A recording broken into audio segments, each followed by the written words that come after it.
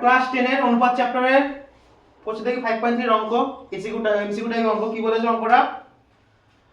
2a = 3b = 4c হলে দেখাতে বলেছে যে কি না দেখাতে বলেনি, বলেছে মান বার করতে, কার মান a:b:c কত, তাই তো।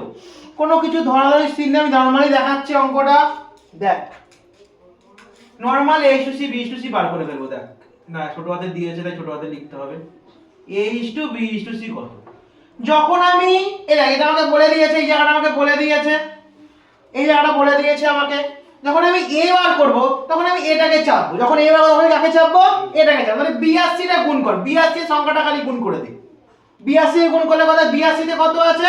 3 আর 4 আছে, 12 হয়েছে। আবার যখন b বার করব তখন কাকে চাপবো? তখন b টাকে চেপে দেবো। তাহলে 2 আর 4 গুণ করব, কত গুণ করব? 2 আর কত গুণ করব? 4 গুণ করব। যখন তাহলে c বার করব তখন তাহলে c কে চেপে দেবো, তাহলে b a আর b এরটা নেব, তাহলে 2 * 3 নেব। কত নেব? 2 * 3। তাহলে কত হলো? 3 4 12 হলো, 4 2 8 হলো, 3 2 কত হলো? 6 হলো।